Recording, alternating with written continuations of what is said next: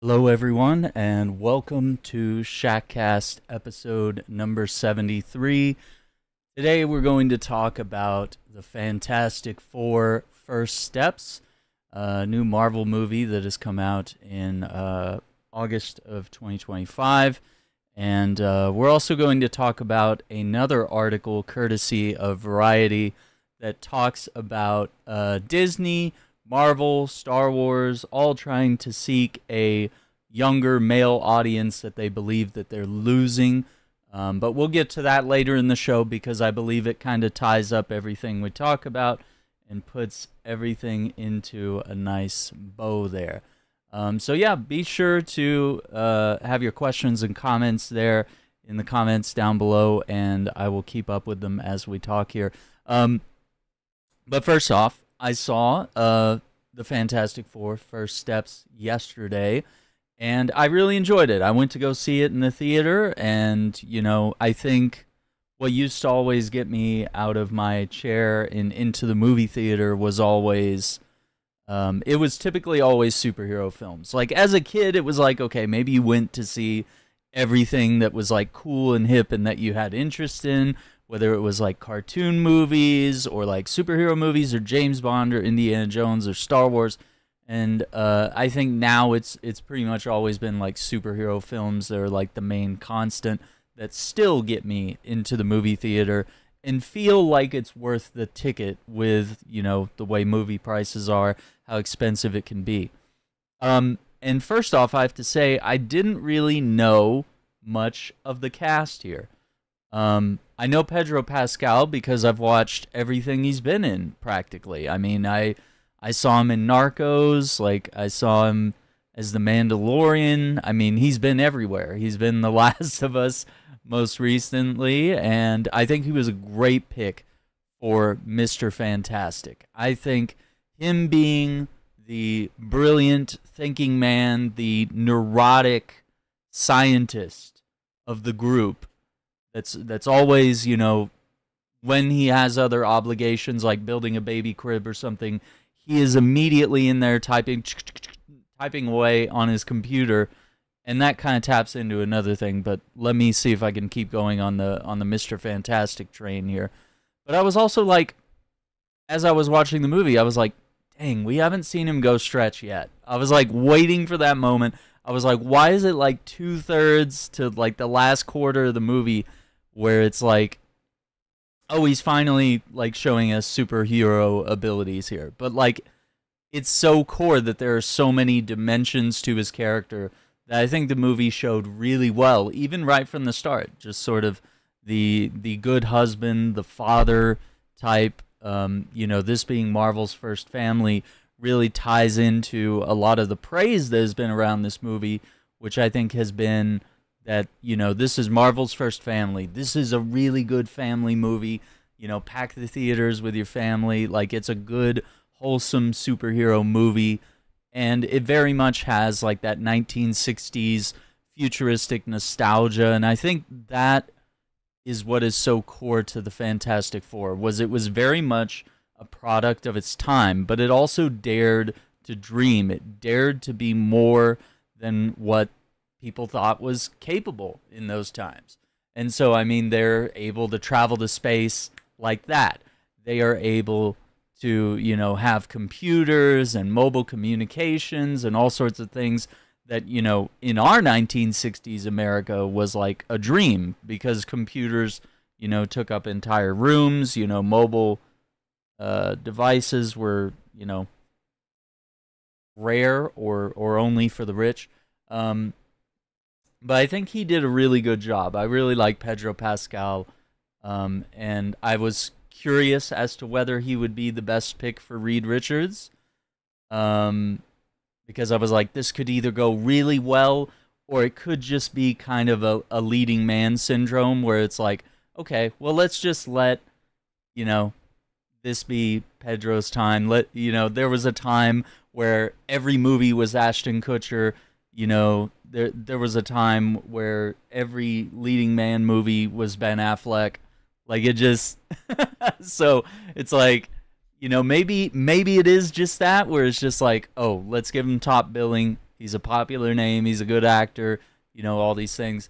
But he actually ended up really fitting into the character and making it his own, and depicting him in a way that I think was really valuable. And I think the mustache, it still holds. It's really fitting for the time period and the character, and not having to shave it off, because he looks so weird as Maxwell Lord in Wonder Woman 84. Maxwell Lord, no, you have to give me the stone. The children of Palestine have to die. Yeah, that's my Gal Gadot. Anyway, yeah, the Tom Cruise run, yeah, very much, where it was like every movie was Tom Cruise, like not just Mission Impossible, but like every drama, every romance film, every science fiction film, like whatever it was, Tom Cruise was finding his way to top billing. But I mean, I guess that's how it is when you rake in the dough and, you're really talented, you do your own stunts, whatever it might be. But yeah, speaking about the rest of the cast, I really just not as familiar with Vanessa Kirby's work or Joseph Quinn. I think the other guy, sorry, I'm blanking on his name right now. He was the Thing. He was in, well, he plays Ben Grimm. But I know he was in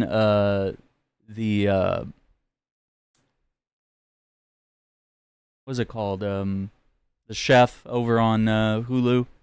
Anyway, I mean, I kind of just watched that movie in passing, that show. So I don't really pay too much attention. But so I didn't have that reliability of, I really know these actors, so I know they're perfect for these roles, and there also wasn't that understanding of like, I really know these actors, so I know that they're going to be horrible in these roles. Like, there wasn't any sort of that pollution in my mind. I guess I know Vanessa Kirby because she was in the latest 2 Mission Impossible movies, but I guess I just didn't connect those threads there. And Joseph Quinn, I'm not caught up on Stranger Things. I didn't see Gladiator 2. Yeah, I just can't really think of anything that I've seen him in. But, like, nevertheless, a really good fit for Johnny Storm. Very, he definitely picks up on that. He's into to babes and flames and, just things like typical, like, teenage to adult men are, like, interested in. And I think what was really cool was we saw some character growth for him. We saw him learning Shalabal's language and realizing that, hey, Reed is over here trying to think of every solution, every bad thing that could possibly happen. He is literally going through every permutation of everything that could happen, trying to come up with an idea to save the world here. And he's trying to think of, what's the one way that's going to get us out of this. And that's why, Sue Storm even brings up, like, you have a lot of bad things in your head, and they get into a fight over it. And he's like, well, I have to think of those things. I have to go to those dark places so that these bad things don't happen, so that we can save the world. And so, Joseph Quinn's, Human Torch, his depiction allows him to have that character growth of going from, like, the immature member of the group that, everybody sort of casts him aside and doesn't really give him time to, flesh out any ideas or be a part of the plan or anything. They just sort of, they know that when he's needed, when he needs to fly or flame up, they can count on him to do just that. But he's kind of in the same way that a lot of people consider the Thing as, kind of the dumb, blunt instrument of the team. Sometimes the Human Torch ends up taking that role because he is often the more immature member of the family. And I thought that was really cool, that it showed his obsession here of trying to figure out, like, well, there may be more than one way, or there might be an angle here that Reed isn't considering. And he very much mentioned to Sue Storm that I have to do this on my own, and that I have to figure this out, and that Reed is too busy. So I really appreciate that, because it feels like every character had their own weaknesses and their own strengths. You know, for Reed, it's very much the neuroticism, and also the the brilliant mind, all this, and being a good leader and stuff like that. And then with the Human Torch, it's having these great abilities, but also being underestimated because, your outward persona is very much the playboy of the team. And then, with Sue Storm, a lot of parts throughout the movie, her anger gets the better of her, and she sort of realizes that Reed obsesses over things, and that neuroticism creeps into their relationship, and they get into fights over, what's the right thing to do. And she kind of gets in his head and says, oh, you've considered the thing already. You've considered the possible strategy of giving up our newborn son to Galactus, like, just so that we can save the world and save ourselves. Like, you've already considered that, when most people would think, no, you would never consider it. But in order to come up with a solution, you do have to consider all options. You have to very much input everything into the formula until you come up with something that's accurate here. So that was really interesting, because I think, and we'll get into this later, we've seen Marvel movies in the past where they tend to take women and make them not better than men by their own merits, but by making the husband like the dumb husband who's nothing without her. No, they're a team. They're very much a husband and wife. They're a partnership, and they often form, in some ways, they're co-leaders in the Fantastic Four, even though, Mr. Fantastic tends to take the brunt of a lot of the leadership. But both of those characters having their own strengths and weaknesses, instead of just being born with, oh my God, I am so perfect, I get everything right all the time, and my dumb husband just can't keep up. So we went through a period of Marvel movies where it felt like it was always this back and forth. It was like, okay, are we going to get a Captain America where he's the strong, masculine alpha man who knows what to do, and but also makes mistakes, and isn't perfect, and isn't an all-seeing God. At the end of the day, he's still that human guy, deep down in that dark alley. But with Vanessa Kirby's interpretation of Sue Storm, she's allowed to have strengths and weaknesses, and I think that's why this is a really good pivot for Marvel, just not to go into, there is always going to be pop culture and things about modern day politics and war and all these things that we're facing that's going to be put into our stuff. And so I'm not going to say that this movie is devoid of that, or that any movie should be devoid of that, although sometimes I do wish they went a little less heavy into some of the politicization of some of the shows, because sometimes it does get in the way of, yeah, it's a comic book movie. Like, good storytelling, good characterization, character growth, these are all things that should come first. Everyone should have their own arcs. The group, as themselves, as a group, should have its own arc as well. We should see them grow over time. So, and I think the other thing about The Thing, or Ben Grimm, that we got to see, because if you've seen previous Fantastic Fours, you always see the version of Ben who is, he sees the rocky texture of his skin, and he sees himself as other. He's this big, hulky, people depict him as being dumb, and he's just so other and so different. and he just wants to be what he used to be. He's kind of one of those heroes at times that he kind of wishes he didn't have powers, where most regular humans are wishing that we had such amazing powers, but it's always different on the other side of the coin here. And for Ben, I think it was really cool that he had sort of a different character growth. He was struggling to fit in with society, and it was more about self-doubt than it was necessarily questioning his own looks or getting into like fat phobia or racism or anything like that. It was really, he was able to show off for the kids, and they're very much these cultural icons as being like the only known heroes in their earth, as it seems.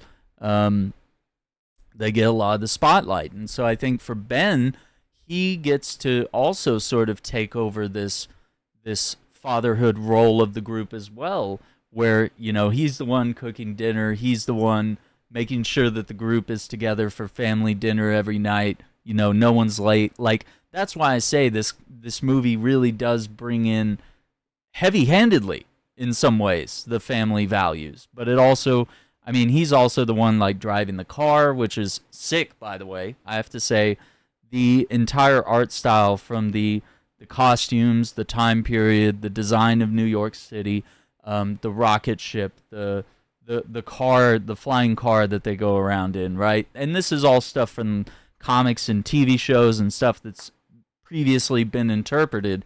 So, it's something that they could surely just copy paste all these things together, but they bring it in and it just feels perfect. It's that retro 1960s but futuristic, where it's very Jetsons-esque. It's, they sort of have things in their 1960s that we don't. So I think that art style is a little more compelling than trying to like do what was done in the 2000s, where they bring the costumes to the modern era, and then it's just like, oh, you're just all wearing tight leather, things, or you've darkened or muted the colors in a way to match, the way that we interpret stuff. No, it was really cool and really refreshing to see everything through the lens of a 1960s camera, is basically the entire way that the film was shown. So despite me not knowing a lot about these actors, I was really enjoyed their performances, and I think they did really good with each of their characters. And I want to make sure that I don't miss too much here. I know there's a lot. But yeah, we gotta yeah, it's gonna be awesome. We're gonna talk about that one a little later.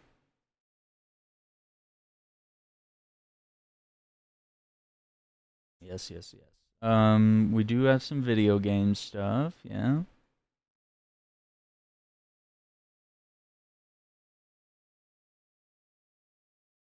Yeah, the leading man syndrome, yikes. Babes and flames, you know what I mean? Oh yeah, Galactus. That also brings up kind of an interesting point, is that they didn't really like kill him or incapacitate or imprison him. They just basically kicked the problem off down the line, where they're just like, okay, if we get him far enough away, maybe he'll leave us alone, or he won't be able to find us again.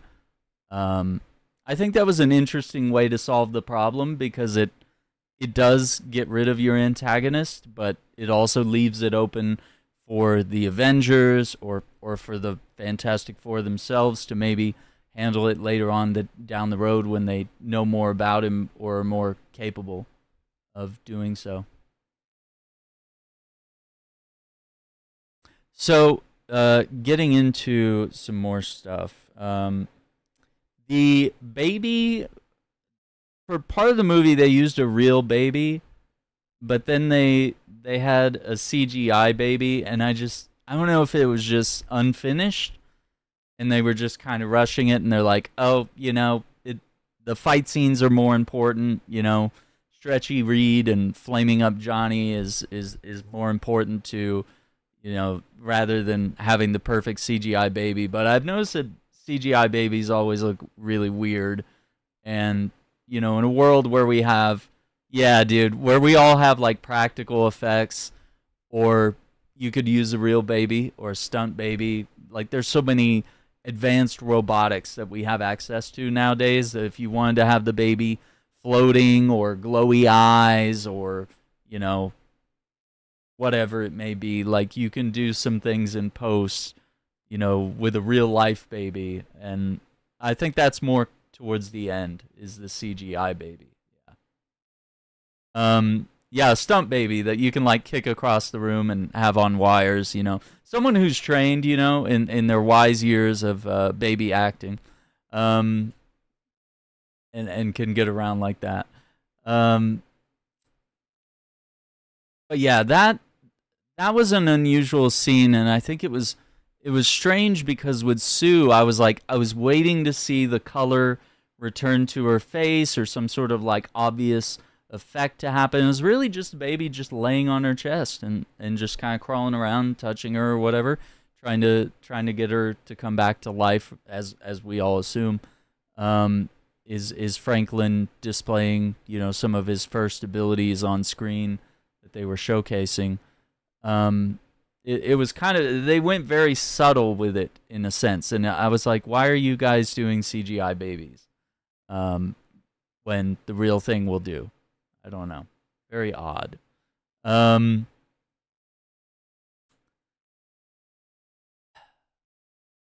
Let's see. I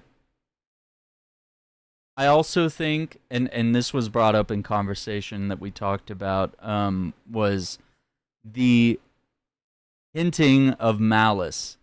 If you listen to some of the press reviews, they even had a video where the cast of Fantastic Four got to play Marvel Rivals. And it was really funny watching like Pedro Pascal, who hasn't really played video games since the Nintendo Entertainment System era, was getting into like 3D games. And so they showed off like Malice's skin in that game, and it's very risque, I will say that. But yeah, I think there's a real possibility that could sort of, they could lead into that with definitely a lot of the anger issues that are being displayed by Sue Storm, because she kind of just goes invisible and avoids the problem, or gets angry and uses her other abilities to push people around with her powers. So that could be really cool.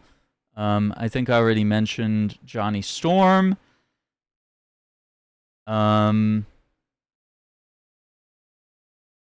and it was really refreshing seeing Ben Grimm, sort of try to create relationships with characters around him and to be that figure that holds the team together. But yeah, I think they could have done something there maybe with Franklin's CGI. Yeah, the space section of the film, there's like a good portion, like a quarter or the third of the film kind of takes place in space. And I was like, anything could happen at this point. Like once they start going up into space, I was like, oh, there could be an inciting incident here where they show up in, the MCU Earth.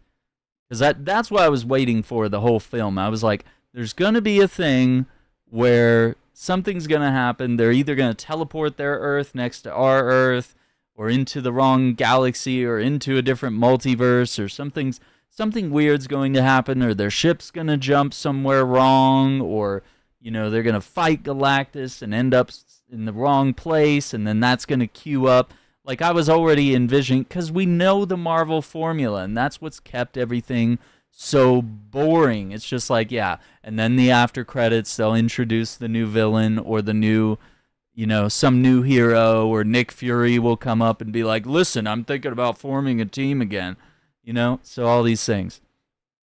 But I think they did really good with the space section. It really dove into a lot of classic sci-fi stuff from the 60s and just really fleshed out kind of what Marvel and even DC could be doing, realizing that there is a whole cosmic universe that their characters can delve in from time to time.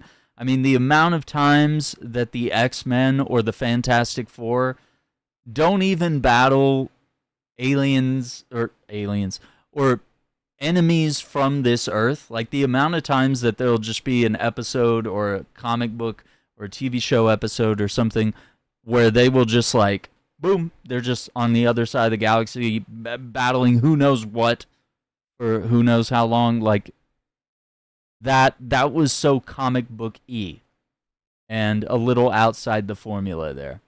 So I think they did really good with that. I liked the spaceship and it didn't feel, I mean, maybe the whole spaceship set, I don't know how much of it was CGI or not. I imagine a lot of it because they're doing wire work and things to float around and whatnot, or they're CGIing all that.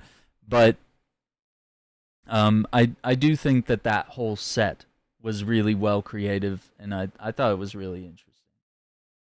I think they did really good with that segment. I think that whole segment there was edge of your seat type stuff because you're like, oh, I want to see what happens when they find Galactus, or you know, what could happen with Silver Surfer, you know, what all is going to happen out there, and are they going to come back successful, or are they going to come back, you know, having failed and having to find other solutions to Galactus. But yeah, I really enjoyed the costumes, the car, the hairstyles. I think they nailed all that stuff without going too over the top with it. And then also, I think Sue, I didn't catch what her title was, but I know they had like several parts of like the Future Foundation where they were essentially like going to the UN or whatever, like whatever their sort of, because I'm not sure all of it was UN stuff. Some of it might have been like their own Future Foundation or other type things. And then they showed Latveria, the country, and no one was sitting at that desk. So that was something I clocked early on. Another thing I clocked was the pregnancy test at the beginning of the film. I don't remember what it said. I know it said Stark something. I don't think it was Stark Industries. I think it was like, you know, Stark Pharmaceuticals or Stark. You know, it was very small, and I just saw it like in the spur of the moment. So I think it was just a nod, but we know that there's not like an Iron Man, and we know that, well, I mean, I guess we don't know if Howard Stark, like, would this version of Stark be a weapons manufacturer, or would they be into pharmaceuticals, or would they just be into, you know, cool tech stuff? I don't know.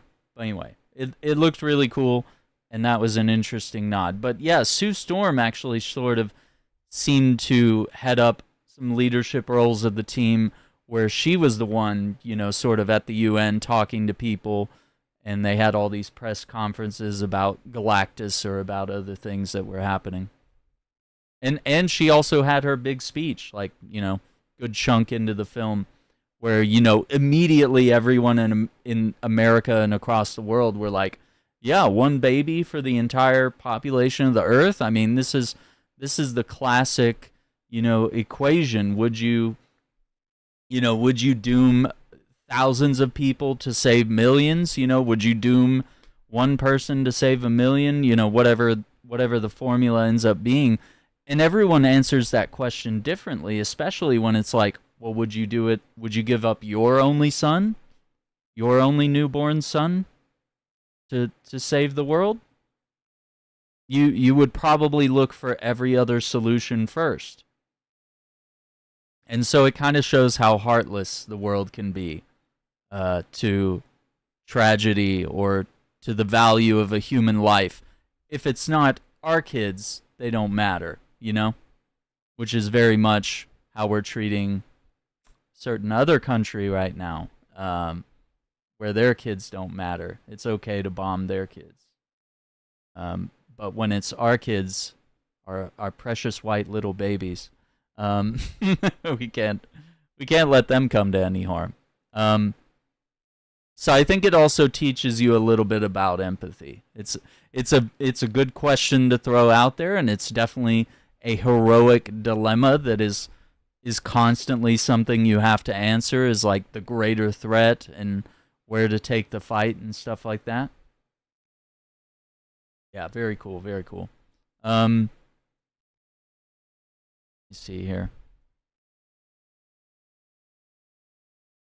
But yeah, I also think the pace of the movie, with having skipped kind of the origin story by giving us like sort of the ABC News recap of the events, where they were just sort of like, yeah, we're not going to make you watch like the whole Starship liftoff and how everyone gets their powers and how they foil their first bank robbery. And it's like, we do sort of miss a lot in those moments because, you know, now we've seen a Superman movie, we've seen Spider-Man, now we've seen Fantastic Four, where they kind of gloss over the origin story because they're like, listen, you've seen enough movies or TV shows or comic books or whatever that it's like you probably get it by now.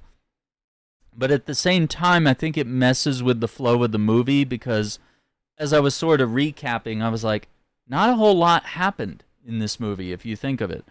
I wasn't able to, like, separate everything into, like, a standard perfect 3-act structure or to be like, oh, yeah, there was this inciting incident and this conflict, and this was when we got to see them prove their abilities in the beginning, and then this is when they learned that they needed to adapt those abilities in order to win in the final encounter. Like, I was just like, it's all kind of just a blur of them going into different conversations around the Baxter building and, you know, the big moment in space at the beginning of the film and then the big, you know, end conflict in New York at the end. So it felt like there was this constant flow at the beginning of them trying to recap things and get you caught up to speed. And it was a really good, like, fast pacing that kept everything moving. And I think the music also played into that as well, because the music was very much like, if you've ever played The Sims or like SimCity, it was very 1960s, while at the same time sounding like a newsreel in the background, just going dun dun dun dun dun dun dun dun dun dun dun dun, like very, very fast instrumentation and very upbeat and very light instruments. And so in a way, it leaves the movie with this sort of where it you can't go back and think of, oh yeah, this is the moment when Iron Man went over to the Middle East and did this, and then he came back and then got into a battle here in New York, and then he went over there in San Francisco, and then that happened, and then he went to space, and so it's like this movie was just fewer events, fewer locations, and so because of that concise bit, it almost, like, when you try to recap it in your head, it almost feels like not a lot happened. When in reality, a lot of the things that happened were really just them recapping everything that's led to this point. And it kind of happens with Superman, and its recap and some of its moments where it's just kind of trying to get you up to speed without boring you with all the origin stories and theatrics. But I do think that comes across as a little bit of a weak spot for replayability's sake, where it's just like, there's not a lot of ups and downs the entire movie. There's not a lot of big fights and successes and failures in that sense. And there's not particularly a lot of scenes where, for example, like in Superman, there's a long dialogue scene between Lois and Clark, and they just talk and they argue. Like, there were brief conversations, like between Sue Storm and Johnny Storm, or her and Reed, but it wasn't enough that we were getting character development through dialogue. And that's one thing that Marvel really fails at, is that they very rarely, all they try to do is fill it in with jokes and riffs to something that happened 3 or 4 movies ago. And thankfully, this is a self-contained movie, so you can just really enjoy everything that's in the package. You don't feel like you needed to watch everything that's led up to this point. And I think that's kind of a good thing. Yeah, at first with Shalabal, I was like, well, technically the Silver Surfer, he does have I mean, Shalabal is definitely his wife, but technically we usually show down against the male character. And so it's just very weird that they did that, and we were kind of trying to figure out, like, is it just Marvel trying to, make sure they have plenty of women top billing, or is it like a diversity thing? Because a lot of times we are kind of seeing them go into a lot of their movies where they're like, oh, we need to make sure the women are all the badasses and the guys are kind of stupid and dumb and need their help in order to go through. Instead of just creating good character arcs and strong characters all around, or creating characters with flaws that all struggle in their own ways. So I was unsure about that, but I think by the time the movie started coasting, I think they did all right with Silver Surfer. I'm just less used to Shalabal. I think I kind of like the Silver Surfer that they used in the early 2000s. Shalabal is one for the comics, I would say. She's definitely one of those deep tie-ins. And yeah, I think Jay brings us up about Secret Wars. I want to know where it goes from there. And that's what's cool, is like they've obviously left it open to be like, yeah, we'll follow this up on Secret Wars. So, without saying it, too obviously here, without being like, you need to catch up on this and your homework is to do this so that you'll be ready for Secret Wars. Like, they didn't make it super blatantly obvious, they just sort of showed Doctor Doom and they're like, yeah, stick around, see what's next. Anything could happen in the next couple movies leading up to Secret Wars. So, whatever's happening. But yeah, I think that's going to be interesting, is because I've seen Secret Wars in the comics. I've seen it even in Fox's universe with like Fox Kids, technically, with what was it, Marvel's Spider-Man in the 90s, and of course the X-Men series from the 90s. They all crossed over, and Captain America showed up, and they did like their own homage to Secret Wars, and it was really cool. So I kind of want to see how the MCU handles it. I mean, that's the big excitement there. And then the other thing with Fantastic Four is that we're not really sure. Like, the movie is going to recoup its cost, but apparently it's not doing like incredibly well. I think there's a, everyone says it's superhero fatigue. There is a little bit of that maybe. But I think it's also just fatigue with the formula of superhero films having all been kind of adapted the same way, and you got to catch up, and you got to watch the Disney Plus show, and then you got to go over here and watch HBO Max, and then you got to be in theaters for this, and then watch this, but this happens before that, so you need to make sure. So like it's just a huge homework watch assignment to keep up with all these different characters and their movies and the TV shows. And did you play the video games so you know what happens, if they start doing tie-ins of everything? It gets a little crazy. So there is a little bit of superhero fatigue. There's a little bit of exhaustion of almost the idea of, well, what have we been going to the theaters to see for the most part? I mean, they're not booking traditional comedies and romance and even just kind of generic action films. A lot of things have gone straight to streaming, and the quality of stuff has gone down because no one wants to take a risk to put something in the movies that's not a superhero film. So there is a little bit of all these things happening, but I think it is with just the way Marvel's been running since Endgame, and it's been, I really don't want to say woke. We're not going to say woke because it's really not that. It's really not like, oh, it's, look at that, they put a woman in the Marvel movie, or oh my God, look at this person, they're a different race. Like, oh, we can't have someone who's not white as the lead character or whatever. I think there are people that get mad about that. There definitely are. But I do think there has been a little too much focus from people that just want to put their mark in Marvel and Star Wars and DC, that they're not really looking at what's the best story we can tell with these characters. You know, of all the things that these characters do in all these fantastical worlds, what sort of morality can we teach through these characters that we can leave for our children and for the next generation to come, right? And instead we're just like, let's make a show about how men are trash, or let's go the other way with it, right? And I think that's why you end up with projects like She-Hulk, where it kind of went too far into man hating, when it could have really painted a good portrait of, look at how this woman is treated by men in society.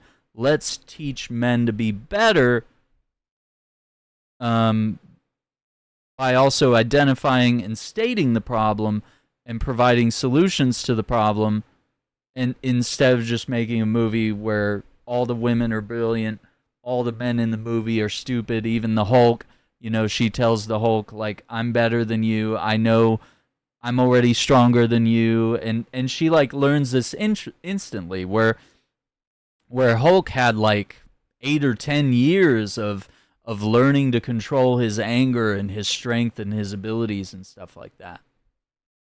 So I think that is one thing that we've seen that has exhausted audiences, and that's what's going to lead into what we'll talk about later in the show. But I think overall this is a really good movie, and it puts together some really good moral questions.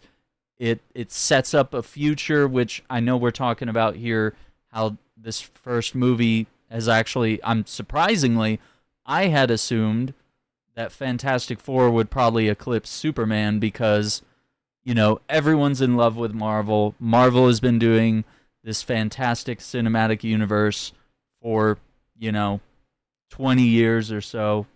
And we're looking at the idea of, well, they've been at it longer than that, even before they went full cinematic universe, but just they've been making pretty good movies for the most part over the last 20 plus years.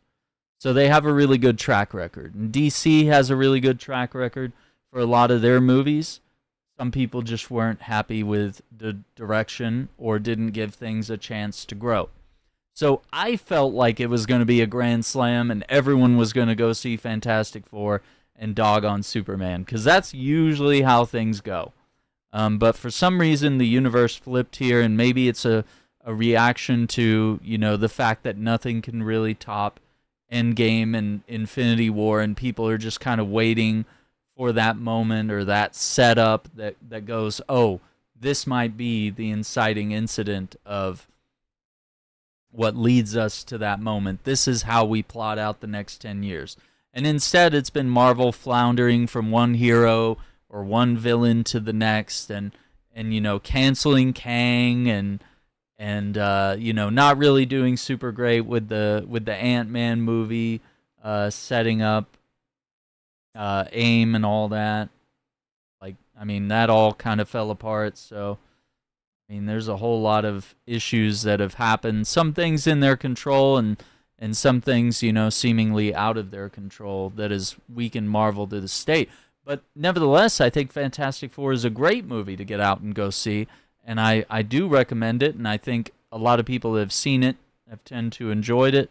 I'm definitely seeing a lot of positive feedback around, and a lot of people are really loving the movie. I know there's been some people in the comments that have been telling me, like, hey, this is a movie to go see. Like, I loved it. You're going to love it. And I'm glad that, everyone was kind of right about that. I was like, oh, what if I hate it? I really hope I don't hate it.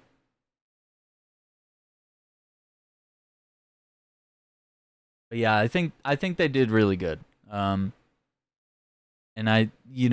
despite me not being as used to Shia LaBeouf as Silver Surfer or taking the spotlight in any place other than the comics, I think they did a real good job with her backstory. They gave her a redemption moment. And they also kind of kept her powerful and mysterious, which kind of works. She, the Silver Surfer, no matter, which one they're going with here, kind of needs to be Boba Fett. They need to be super badass and like unstoppable, but at the same time, you can't know too much about them. There has to be an air of mystery that keeps them at that cosmic level of, we don't even know how to deal with this. Like, this threat can, hit us all pretty hard and can chase our ship at speeds that are faster than light through space. This is a thing that can get caught and pulled into a black hole and get out of it, which is insane, right? Like, we don't know anything that could do stuff like that. I think they did really good with that. So, I mean, overall, I think it's a great movie, and I really enjoyed watching it in the theaters. Also, I do believe John Malkovich was supposed to be in the film, and he was supposed to play a villain, I think, and I guess they cut his scenes for time. I don't know. I really wish we could have had that kept in there, maybe. That would have been really cool. Because he's a great actor, and I think Marvel has been kind of trying to figure out a way to bring him in and make him someone really cool, and they just kind of... I think it's dumb when they cut stuff for time, and that also shows how formulaic these superhero movies have become, where they're like, oh, if it's anything over this length, we have data to support that no one's going to watch the movie if it's beyond this, or everyone's going to complain it's too long if there's a dialogue scene that's longer than 2 minutes. It's like, it's so formulaic that it takes away all the suspense and the action and the mystery. And it's like, sometimes if you are going to tell an epic, you need a 2.5 or 3 hour long movie. And, if people have a problem with it, too bad. It's not what it's about. So I think cutting extra stuff like that for time, especially if he was going to be someone to sort of, test the Fantastic Four, or show some of their early encounters with villains, or, even the same way they showcased a little bit of encounters with Mole Man and just quick little things. I think we could have used more, because by the time I got around to kind of the end of some of this stuff, I was like, how many times did they even suit up? Like, how many times have we seen anyone fight? And we haven't really seen Fantastic Four, or we didn't see Mr. Fantastic in the suit stretching around a lot until like the end of the movie, and I was like, oh, that's it? This is gonna be it right here. Like, maybe like a 30-second clip of him climbing a building with stretchy limbs like Spider-Man, swinging around, long arms and stuff, bouncing around. So I don't know. I dig it. But yeah, if anyone has anything else on Fantastic Four, I think that kind of covers it. I really enjoyed the movie. I do have my critiques. I expected it would do better in theaters, but I also think maybe there's just people looking to save some money. Times are tough, and gambling on all the Marvel movies over these past few years. There's been hits and misses, and there's some people that are just like, I'll catch it when it's on streaming, because it's so formulaic that we know it's coming to Disney, and because we don't purchase physical media anymore for the most part, there's little cost for the company to gain back on that. So it's all theatrical sales. So I don't know.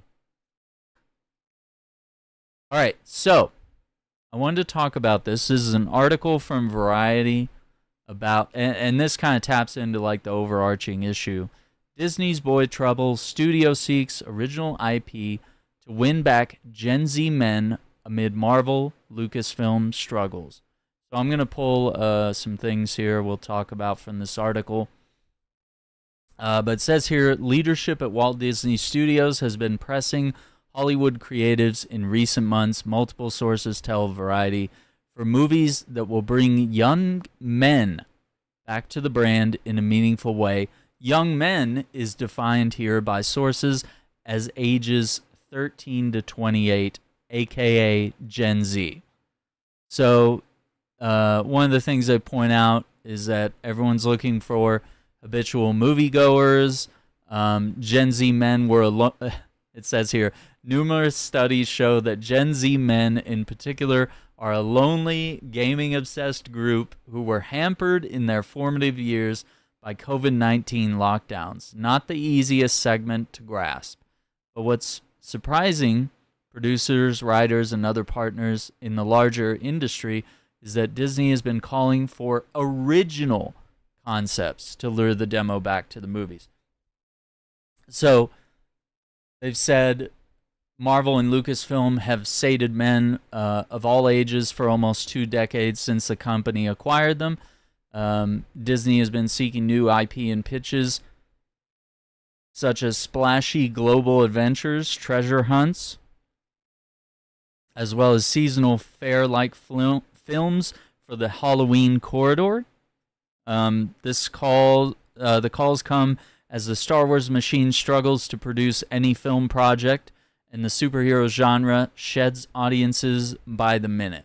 So I would kind of disagree with some of that, because, you know, Star Wars doesn't have to pump out a movie every year or every 3 years.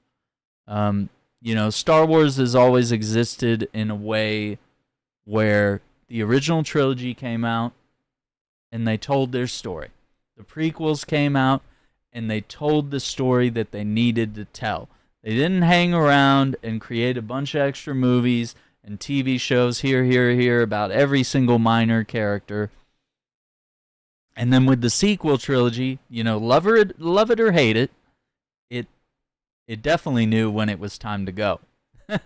And I think they could have done things better, but they knew that they needed to tell a story up to that point.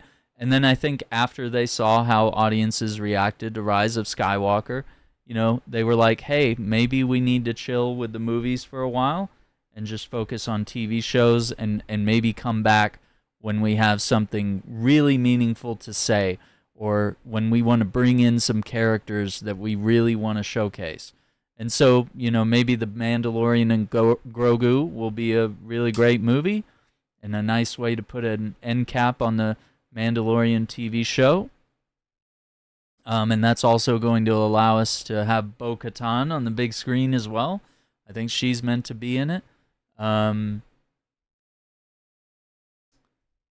So in a way, you know, Star Wars isn't failing because it's trying so hard to put out a new movie and it's just failed over and over.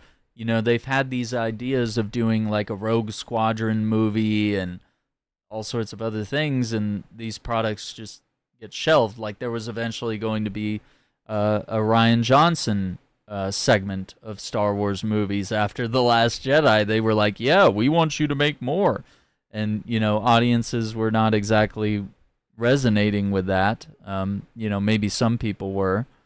But it didn't seem like an overall resonance with that was happening. And then we also have with Marvel. Marvel just struggling to figure out consistency and tone, and where do you take things after you essentially bring about a 10-year end game to a lot of your characters and actors and your storyline. It's like, well, how do you create a new threat to face? How do you get people to continue to care? I mean, that's pretty much what every comic book series has had to figure out over and over. After you dispatch a villain, like, what do? We go back to our self-contained characters and character arcs, and then we build up a new villain that everyone has to face. Or an old one returns. Who knows? So, they talk about how the mandate to recruit young males goes as high as the C-suite. The task primarily has fallen on David Greenbaum, the former Searchlight Pictures co-head, brought on in 2024 to run Disney's live-action film business. So, Pirates of the Caribbean did this for 10 years. Studio insiders say the property is in active development, though not in its last reported iteration involving Margot Robbie. There's even talks of like Johnny Depp returning. And then they're also mentioning here an attempt to reboot and hand off Indiana Jones in 2023, which earned $383 million worldwide on a $300 million budget before marketing costs. Disney source says movies for Gen Z men are part of an overall strategy across all labels, but no more urgent in any other quadrant. And so they kind of talk about how, different series like Sonic the Hedgehog, A Quiet Place, Smile, and now they want to move into live action. They also talk about how Disney's sweet spot at the movies has been millennials, and that generation consumed classic vault titles like The Lion King, 101 Dalmatians, Lilo and Stitch as kids, and now they bring their children in droves to see live-action reboots of, and then they're also saying that Lilo and Stitch over-indexed with men and boys. Disney previously said Gen Z is a different story. And it says built-in interest is not nearly as guaranteed for such an audience, which propelled Warner Brothers' a Minecraft movie to nearly $1 billion haul. I didn't know it did those numbers, but that's pretty wild.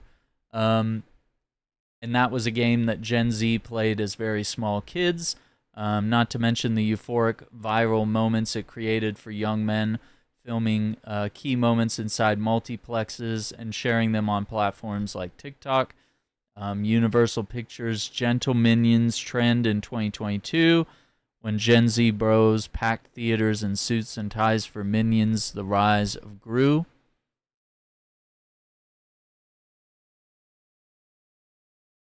So, I mean, they also get into like how Fortnite has like some Disney tie-ins. There's like a little Disney world that you can roam around in game, and how they have Avatar: Fire and Ash and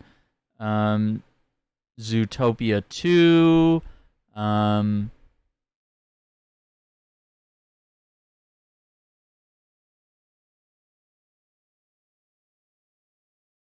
how they've counted on things like Iron Man and Jedi to propel them to these high numbers. Bob Iger confirmed on a quarterly earnings call this month, saying his film group won't favor existing IP over original material.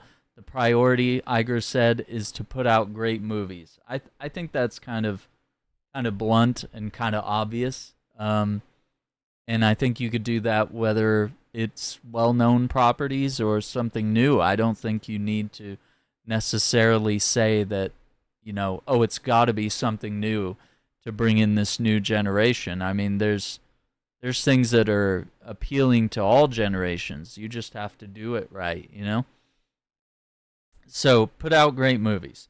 They're saying here the performance of Marvel's latest release, Fantastic Four: First Steps, which aimed to launch yet another superhero franchise led by Pedro Pascal and Vanessa Kirby, failed to meet expectations. That's despite good reviews, a promising opening weekend, and full attention of Marvel star Kevin Feige. And then once again, they bring up that Star Wars hasn't produced a film in 7 years. Like that's, like they need to be pumping out films in the way that Marvel does. And even with Feige sort of reassessing Marvel here and saying like, hey, maybe we are putting out too much stuff. And maybe it is a little too much quantity over quality type stuff. And so, he realized that he couldn't really be there to shepherd every single Marvel project if there were so many in the works all at the same time. So now he's actually able to do that if they kind of slow things down and they do their Daredevil Born Again and the next Spider-Man and the Fantastic Four. Yes, Assassin's Creed's had that problem. Like, think of every franchise that is burned out over the past couple years, whether it's been the Guitar Heroes and the rock bands. It's like it's because they were putting out too much stuff. Assassin's Creed has put out games every year in a way that it's like, okay, well, how does the main story, how's the overarching story go? What happens with all these characters? What are we doing here? Why are we playing this game in this location? You know, like it's fun that it's in Japan, but like what's the overall meaning here? You know? It's cool that you guys made a Viking game. But like what does it have to do with the overall franchise? And is this going to create new fans of the franchise? Or is this just nostalgia bait for people that used to love Assassin's Creed? And I think that's why Disney is kind of having this identity problem right now, where they're like, oh my God, we need to figure out Gen Z. We need to figure out this 13 to 28 demographic here. When in reality, you've kind of lost the 18 to 35s as well. Because, I mean, you've just fucked up, you know, movie after movie from, you know, She-Hulk, Doctor Strange, Multiverse of Madness, you know, whatever Spider-Mans you like or don't like, you know, all these Disney Plus shows, trying to figure out how to do Daredevil for the better part of the last decade, that they've kind of spent screwing around with the street level heroes, only to just now figure out Born Again and try to bring in Jessica Jones, and they're looking at bringing Luke Cage and Iron Fist back into it. So, I don't know. Now, there's another article that kind of branched off what Variety said, which pretty much Variety is just saying, hey, Marvel and Star Wars isn't enough for young Gen Z 13 to 28. We need new series. You know, they're going to take people on adventures and evolve this audience and create a new loyal fan base. Now, this article's kind of, I don't know, maybe this guy's a bone to pick. You guys tell me. Maybe he's mad about women in movies because it looks like these thumbnails were chosen very carefully. So he's picking up off of the Variety article here. So it says, Disney admits Marvel and Star Wars drove away men, now scrambling to win them back. Now listen, we read through this whole article. This article doesn't really get into the 18 to 35. I think there's a bigger conversation to have there, but I think Disney is also focusing here on its brand, which, you know, at the end of the day, as much as we love Marvel and Star Wars and stuff like that, we do have to remember, like, while Pixar movies are made with children in mind, they often have a message that teenagers and adults and, you know, people of all ages can enjoy and resonate with. So it doesn't mean that we need to push the this movie wasn't made for you, or oh, this show was not for you. It was for little girls, or whatever it may be. Because it's like there can be things that are universal, and there can be things that are targeted at a young demographic where, you know, George Lucas even told, I believe it was either Ron Howard or some of the other directors that he was handing off Star Wars to at a period of time, where he was like, remember, these are children's movies. You know, I know you want to make this like a dark, you know, adventure with a lot of killing, and, you know, you want to make your mark on Star Wars, but like, remember at the end of the day, the magical wonder that you felt for this franchise when you were a kid, right? Exactly. Good writing can transcend your target audience. So, in a way, this article, you know, Bob Iger gets to the point where he's like, if we just make good movies, you know, like, why don't we just focus on good projects instead of like worrying about whether it's like a new IP or a reliable IP being adapted. Okay, so I think, yeah, like you said, we might have found weak incel male viewer here. based on his screenshots. Yeah, like him calling it another win for the good guys. It's like, I mean, it's good that we're maybe learning from some mistakes. Like, I mean, I don't have anything against Rey in Star Wars. Maybe for the last Skywalker, but you know, nothing against the character. I just think character growth could have been done better. With the Marvels, I really don't. I don't hate Captain Marvel. I think they did really good with her solo movie, and the Marvels kind of felt like a movie that was just all over the place. It had some funny moments and some cool moments, but it felt like it was everywhere and all over the place. And I didn't get character growth for the main characters and them as a group. It was just, they just kind of mashed them together and made them do a thing. And it was definitely a girl power movie, but that's not necessarily like a bad thing. So this might be coming from someone who's raging at the scene in Endgame where all the women get together and beat up the bad guys at that last scene. It was really cool. So, luring back Gen Z men, right? After Marvel and Lucasfilm have shed audiences at an alarming rate. Right. And I would even say that 18 to 35 is a demographic that's in trouble. So, and I do agree with this.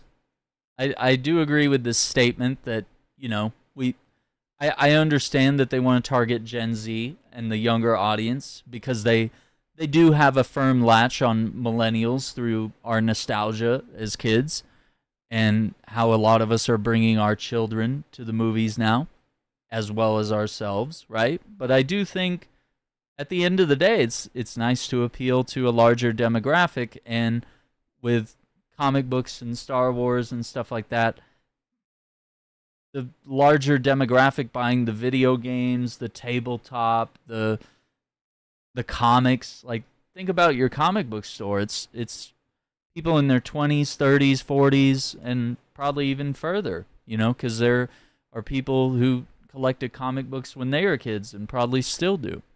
Some.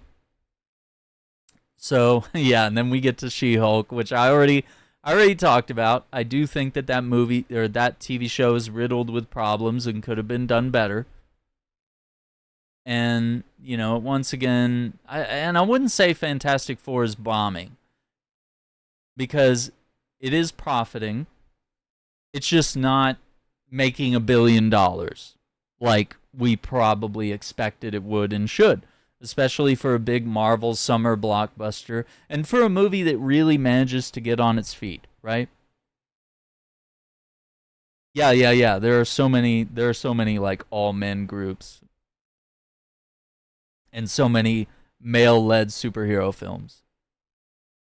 But I like She-Hulk, I just don't like the show. I like the character.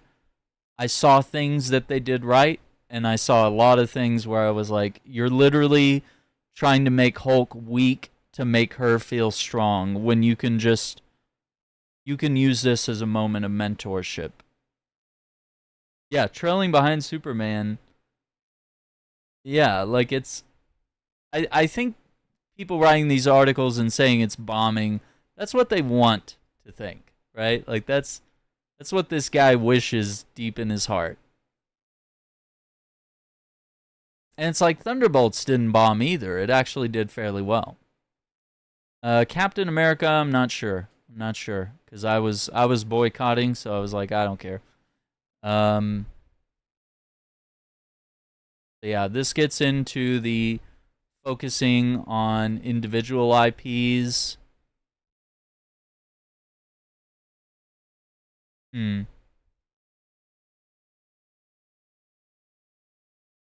says the irony isn't lost on fans, especially when Disney itself made Marvel and Star Wars into cultural zombies through forced messaging. Why does it keep skipping all the way up to the top here? Oh, it's Amanda Stenberg. Watch out.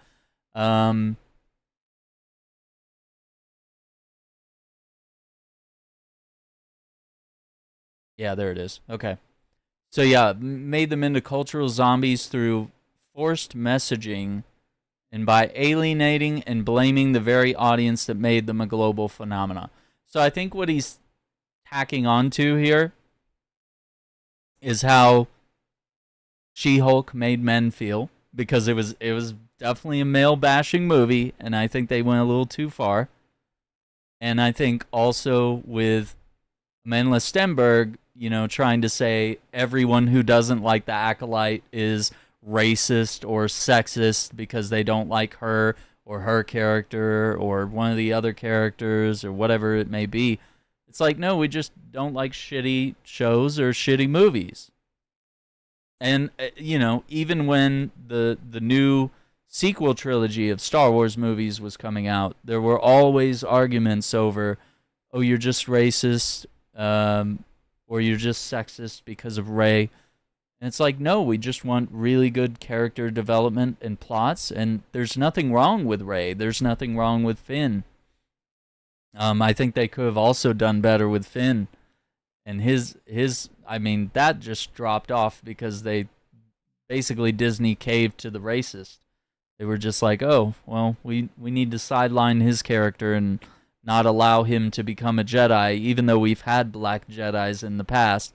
Like, you could have had this redemption going from a stormtrooper realizing the genocide that he's committing and then coming to the light side and eventually realizing that he's force sensitive, and it goes to there.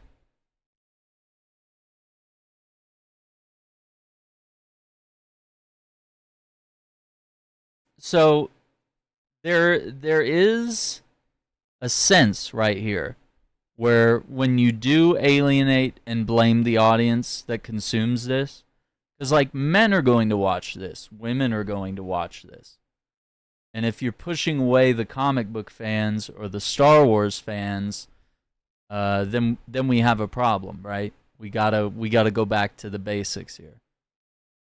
And so I wouldn't say that's why we don't have a Star Wars. It's because we need to have a really good plan the next time we have a Star Wars. And we're not going to be able to ride the coattails of the original cast.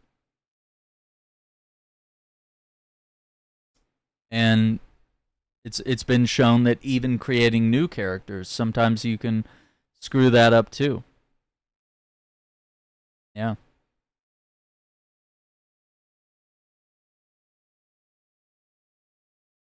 Oh yeah, absolutely. It's insane.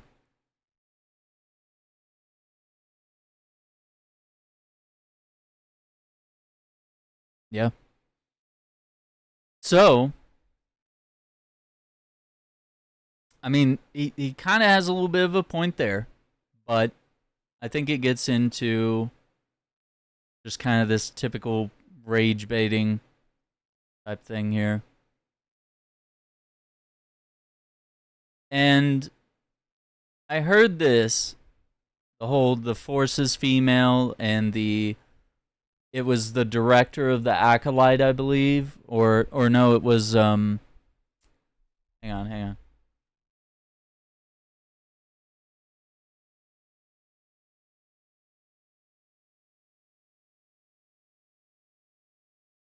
Maybe it was her.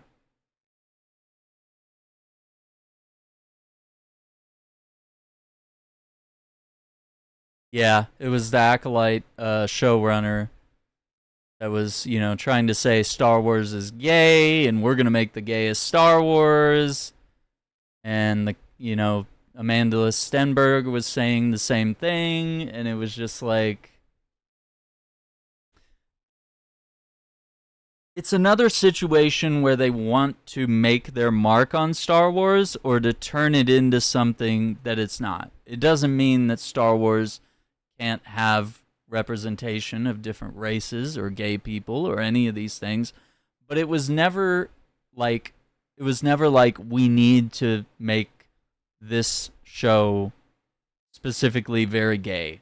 Like, you know what I mean? So it's a weird line to walk, but it was very weird that they were stepping out and like trying to go that angle, and they were just like, and that's the issue with Star Wars and even with Marvel. We've had a lot of people that are admittedly not fans of Star Wars or not fans of Marvel that are writing some of these movies. And they're admitting it. And you would think you hire someone for a project like this, they would have some expertise.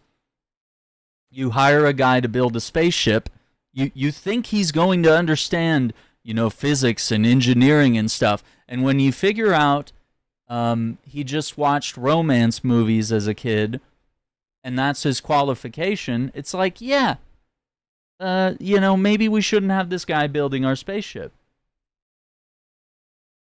So here, he gets into raging about Marvel since Endgame.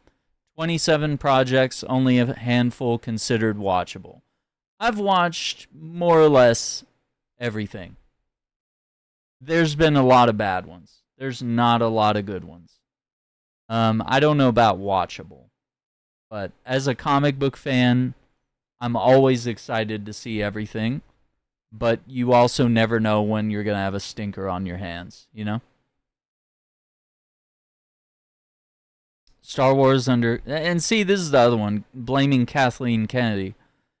So the thing about that is that everyone wants to find that villain figure to blame, and it may be her, but I doubt it.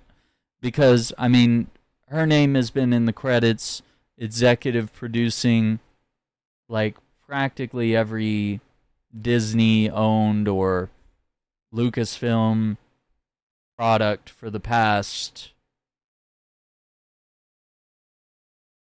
40, 50 years at least? So, multiple shows, divisive reception, and no real momentum on the big screen. I think that can be true at times. And then they're saying Indiana Jones, the handoff to Phoebe Waller-Bridge fizzled, leaving the franchise dead on arrival. Well, I think with that, they were just kind of trying to find a way to let Indiana Jones, let's give him one last big adventure, is how I felt about that. Because I think they already tried handing it off to Shia LaBeouf and it didn't work. And there was talk for a while about how Chris Pratt was going to be Indiana Jones after Jurassic World, and they were shopping around for a young 30-something healthy guy to be the big everyman hero. I was like, yeah, exactly. Everything is a multi-person team decision. These projects cost hundreds of millions. Exactly. So it's and you want to blame EP Catherine Kennedy? It's directors, there's showrunners, there's casting, there's everything. There's so many things that lead into a movie. So many roles, so many things have to line up. They're saying that Daredevil Born Again didn't chart on Nielsen ratings. I'm not sure. I'm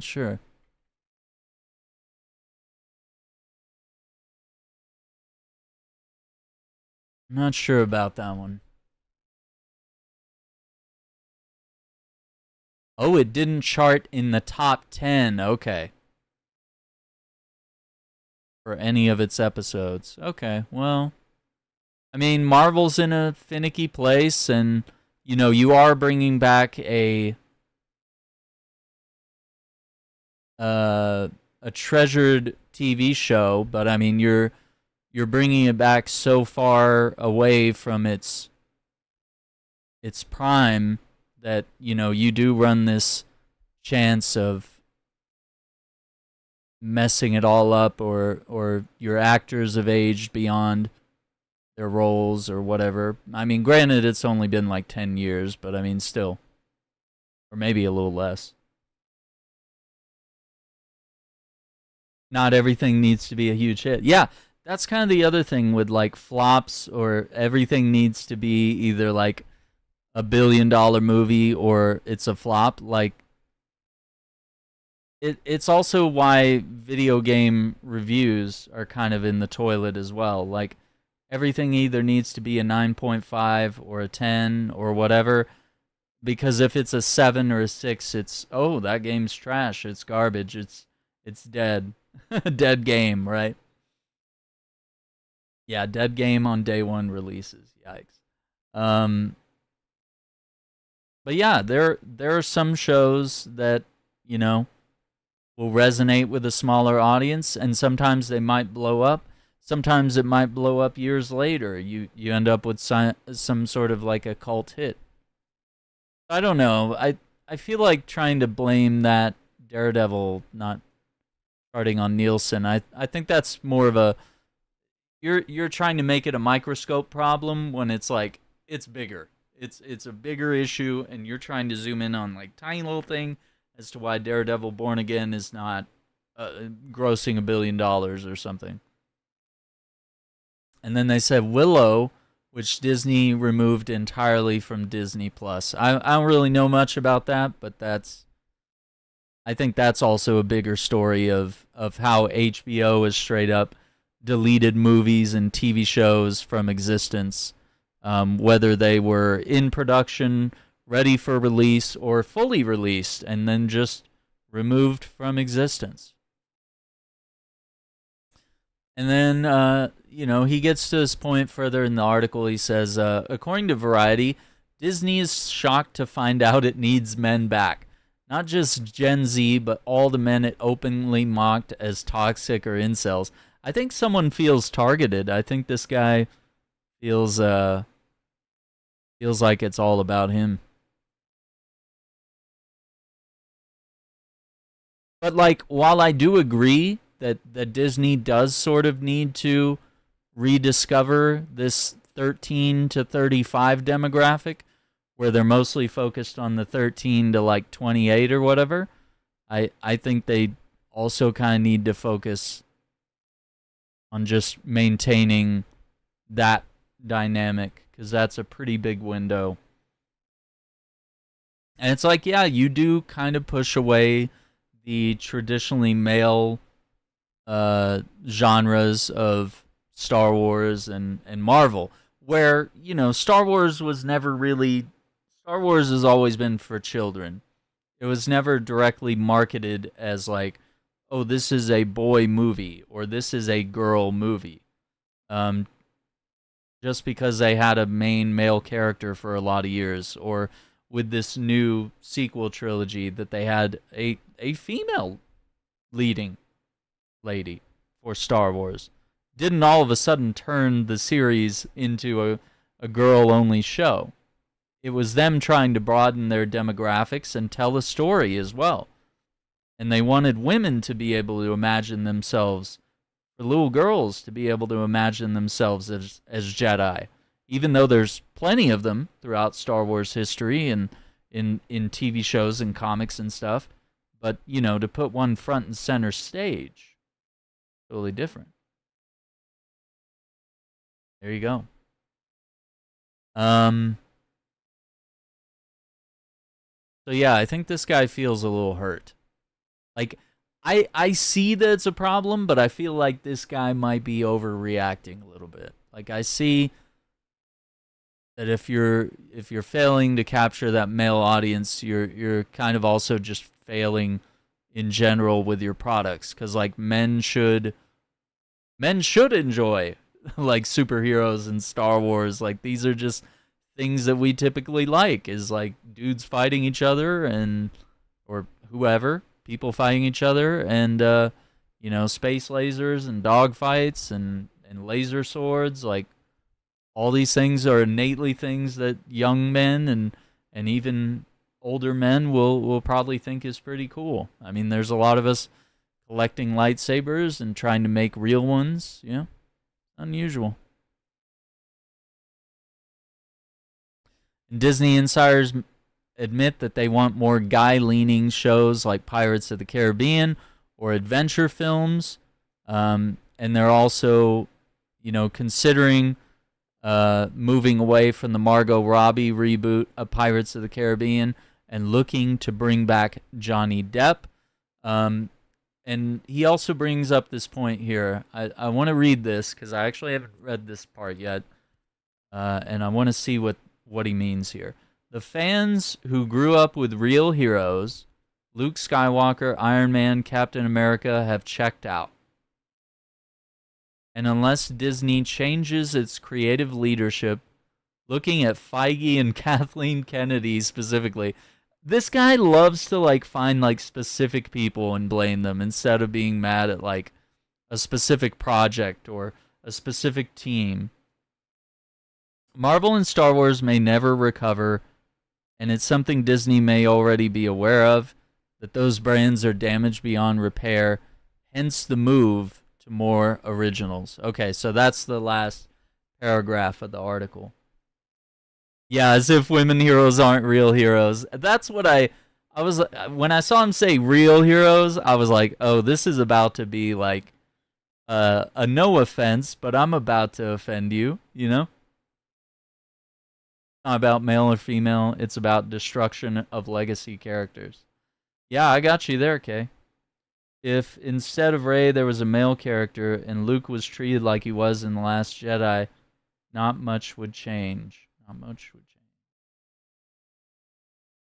I just don't think Luke would have turned into the person that he became in the sequel trilogy.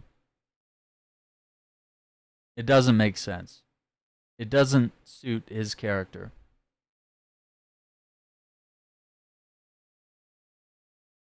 So yeah, I'm not mad at Rey. I did always want more of Luke Skywalker. You know, I definitely want more Captain America and Iron Man. Even understanding Iron Man's meaningful sacrifice and Captain America's, you know, kind of perfect ending. Who's to say we can't have some weird time thing happen and, you know, all of a sudden the gang is back together, like, you know, just writing everyone off or killing them or doing all these things, you know, especially with Star Wars where they literally go murder like half the original cast and then expect any of us to care about the series. Like, these are some pretty bad decisions being made. Yeah.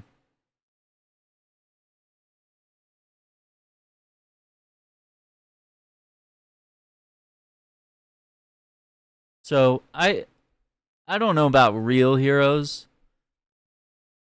but I just think maybe there just needs to be things. There needs to be some sort of balance struck here where men and women can have their heroes and kids can have people to look up to.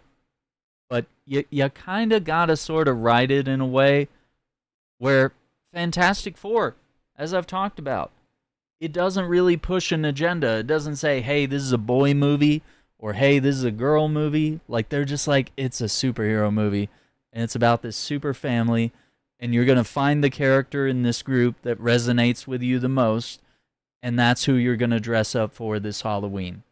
Right? Like, that's how it was when we were kids. We were just like, yeah, I want to be Batman or whatever. Whatever group it was, whatever movie it was, you know. Hundreds of us, you know, grew up dressing like Luke Skywalker or wanting to be Alan Grant or whatever it may be, right? Like, you'll find, you know, there's plenty of young girls that dressed up like Dr. Ellie Sattler as a kid or, you know, whatever it may be. So, I think at the end of the day, instead of blaming like specific executive producers, because if you look at Kathleen Kennedy, she's got a really good track record, right? Like, there's more wins than loses. There's definitely a lot of L's recently, but like what are we doing here? Like Rogue One, Solo, which I really enjoyed. I mean, you know, all these different Star Wars projects, Kingdom of the Crystal Skull, E.T., like basically all the Indiana Jones. She was behind Jurassic Park, Lincoln, Hook, Adventures of Tintin, The Goonies. Are you telling me Goonies is bad because she was involved? At what point did she become maniacal? Was it Tom Cruise War of the Worlds? Was it Empire of the Sun? Was it The Lost World? Was it Congo? Was it Fievel's? Was it Fievel? An American Tail with the mouse? Was that it? Was it Sixth Sense that she was also on? Was it Signs? Was it Who Framed Roger Rabbit? I mean, if you Twister, was it Twister? She was credited on that too. So it's like there's a lot of wins, but people get mad about a couple movies, and maybe it's mostly the recent Star Wars trilogy that really gets everybody bent out of shape.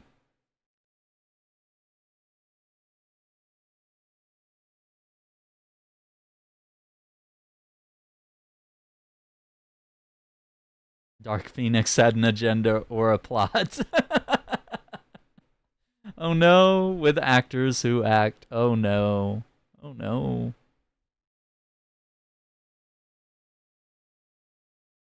Yeah, and it's like, is it her fault? It might be. It might be her job to produce these films and to put money in the right places and to get the right people. You know, producers are people who find the right roles to get things put together for a film. There's a lot of work that goes into that, but they're not the be all end all. You know, there's still people. You know, even if she has a lot of power in these movies, there's still the lighting, the audio, the director, the cast, the makeup, like all of this stuff.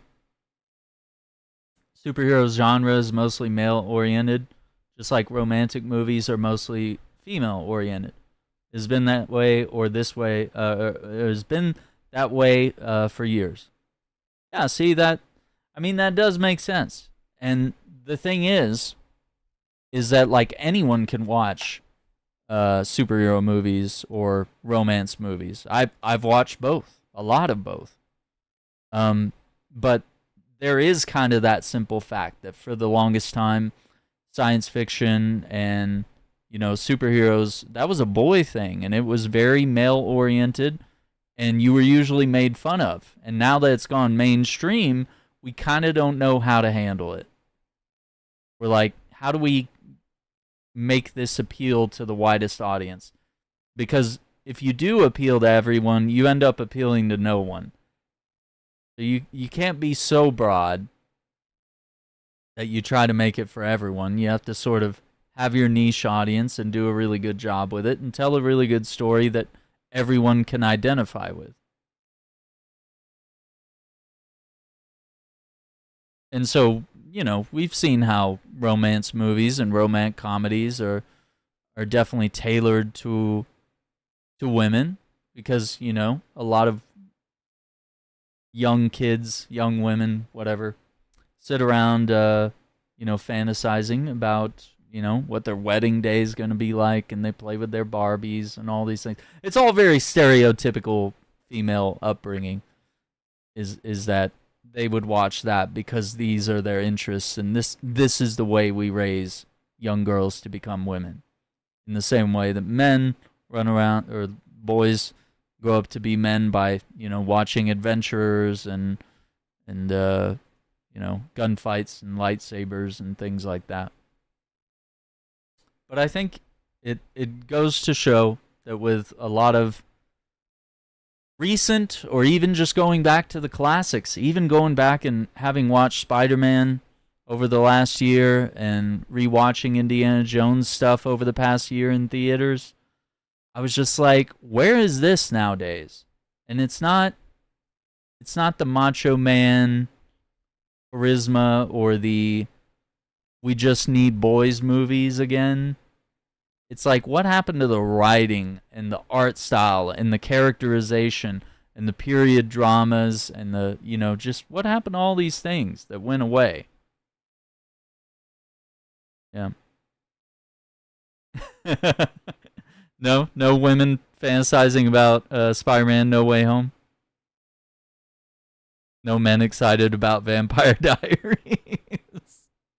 Yeah, I guess I haven't seen Vampire Diaries, but yeah, that is, you are making a fair comparison. I think traditionally or perhaps stereotypically, men and women and even people of different races have their different stereotypes that we enjoy.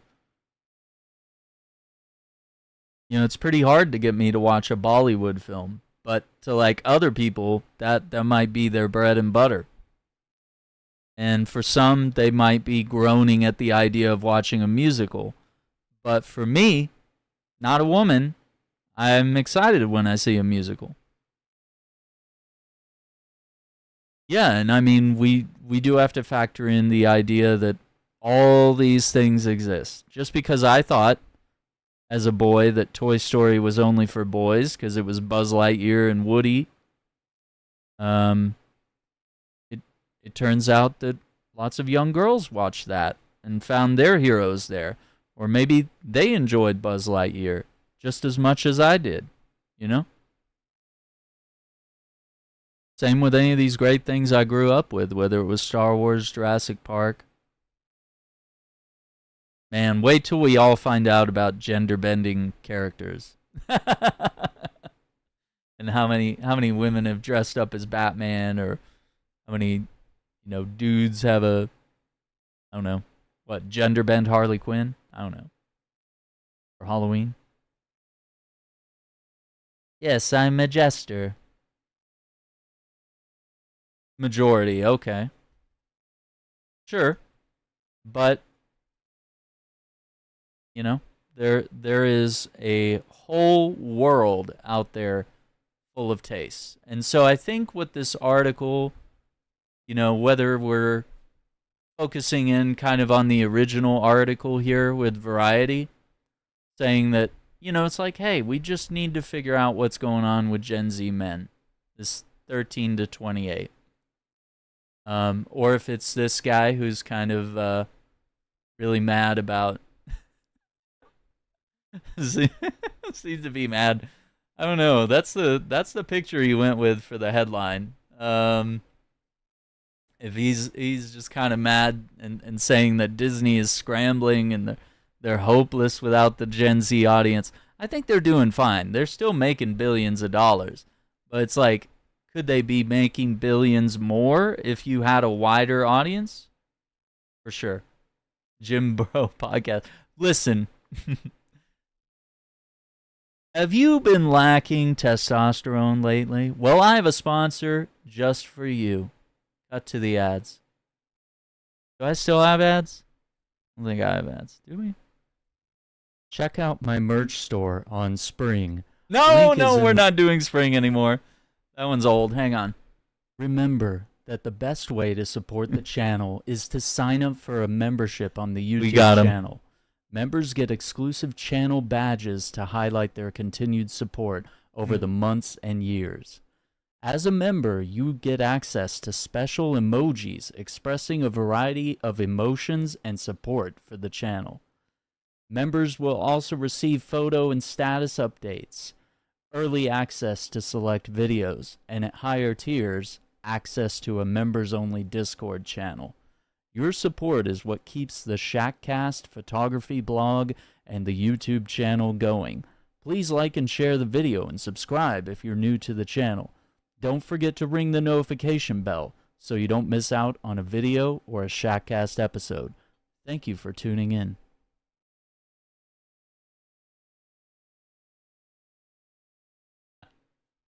Oh my god. I love it. I love it.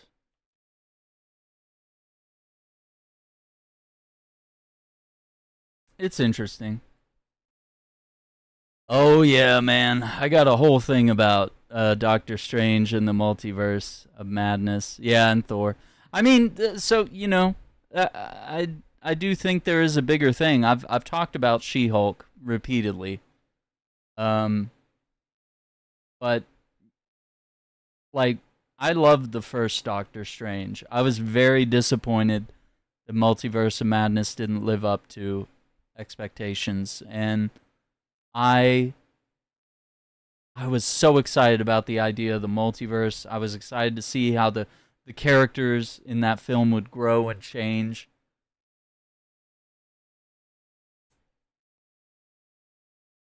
Just didn't pan out. And I think Wanda's characterization once again kind of went wild, where it was like, okay, well, wasn't this leading up to her and Vision? Or, like, why did she become so distraught about her children? It's like someone forgot to watch WandaVision, which they did. Sam Raimi didn't watch WandaVision before he directed. And he didn't even get past, like, a copy of the script. And with Thor, he had a breakup with Mjolnir, and Jane Foster is awesome. I love Thor. I love Lady Thor. They're both great characters. But I will say Disney messed it up. Disney definitely did the thing again like they did with Hulk and She-Hulk, where they kind of made regular Thor like not as good and not good enough, and having all these impotency issues with his hammer, and then just kind of made Jane Foster instantly a master of being able to use Mjolnir and all these things. No character growth, just I'm awesome because I'm a powerful woman on the title card. And they wasted a really good villain. And sure, I'm little for now. Oh my god, what? I love fucking ads. And they wasted, Christian Bale, putting his damn hardest into being a genocidal god killer. So I don't know. Yeah, some hammer impotency. What's interesting is some men will blame the female character specifically due to gender, but in reality, it's just bad writing overall. Yeah, because, like, in reality, like, She-Hulk's great. In reality of comics and TV shows, video game adaptations even in Marvel's Avengers, like, Jane Foster as Thor is incredible. It is a powerful and deep and meaningful story that you probably should almost have its own movie about before you pulled Love and Thunder. I think Thor movies have gotten progressively worse with each one, because they've kind of lost the mythological and the space science fiction marriage that has to happen there, and they kind of just got lost in making Marvel fart jokes, essentially.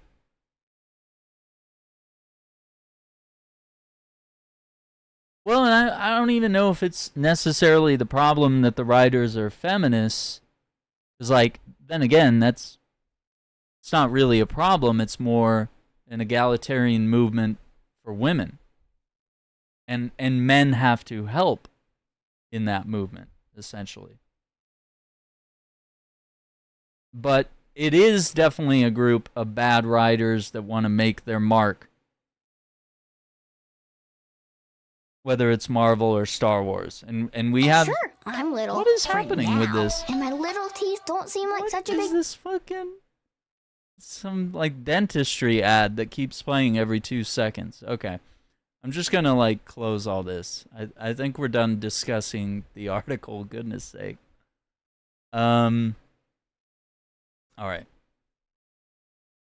But yeah, we've had several writers come and admit that they just wanted their moment, and people have come out specifically saying that they hate Marvel Comics or Star Wars or whatever. They just wanted to write, they just wanted to leave their mark on a legacy franchise so that they could use it to propel their career to something bigger or greater.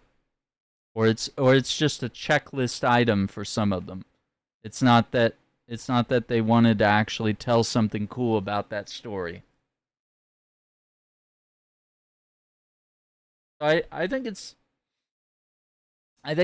think it's just anti-men writing or something. It's just that there's always an agenda, and there is often just poor writing. Like, there's a way that you can make a pro-feminist agenda show. There's a way that She-Hulk could totally work. And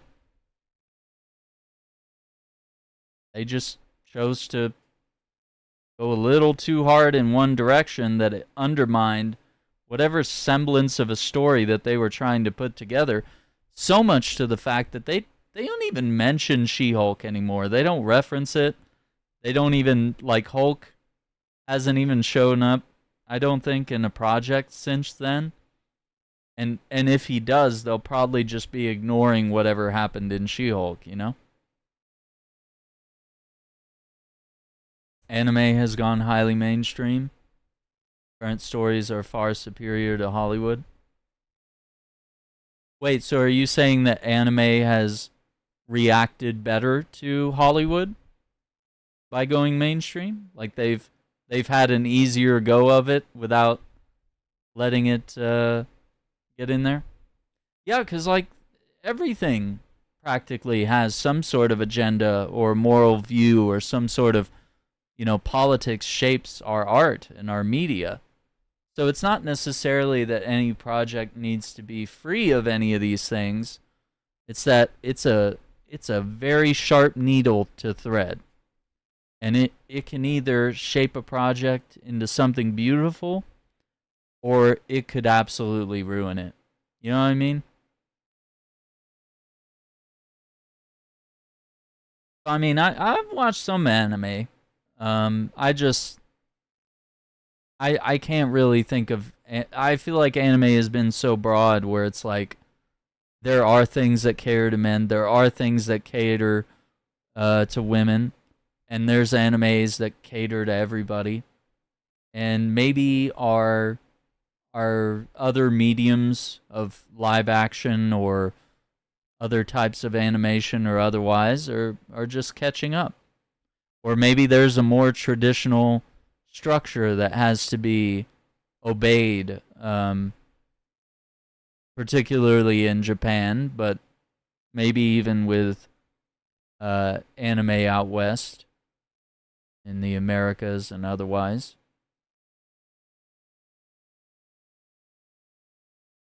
Demon Slayer and Solo Leveling. Far better than any Hollywood movie I've seen after 2019. Wow. Well, I mean, it might just be a matter of taste or a matter of writing. But yeah, I really never thought that, like, anime, comics, Star Wars, video games, all of those things have kind of gone mainstream when, just, 20 years ago when I was in high school, or even in middle school, going back even further, in the 90s, early 2000s, you were bullied for that. If you had something cool, someone bullied you and took your toys. If you took your Power Rangers or your Star Wars figures to school, or you had a book about Marvel or something, people bullied you for that stuff, and it was real. And now it's just everyone could be a fan of those things, and no one really makes fun of you for it, more or less. Went to Comic-Con, there were more anime cosplayers than Marvel DC. Well, those might just be like personal anecdotes. I mean, I think that's great to see in your situation, but I mean, there's literally probably thousands or millions of conventions all over the world. Yeah. I think it's always a back and forth. I don't think comics need to outsell anime or vice versa.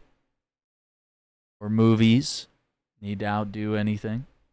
These are all just often really cool different forms of art that we all get to see. So it's to our benefit. Yeah. That's pretty cool. All right, I think we're going to wrap it up here. I want to thank everyone for being here.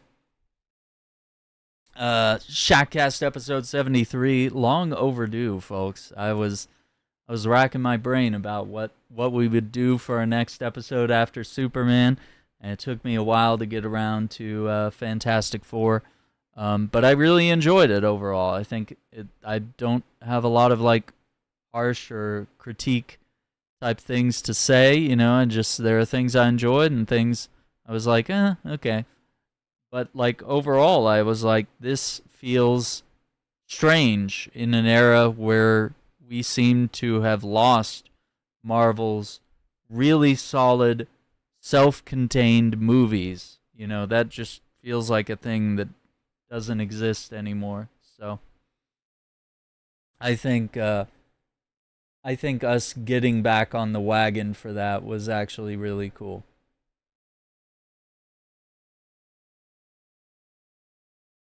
So until next time, don't forget to like the video, subscribe to the channel, ring the notification bell so you don't miss out on future podcast episodes. We do videos, video format, and often live format on YouTube, and you can also find us wherever you get your podcasts in audio form.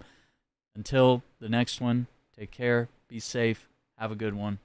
See you on the next one. Bye.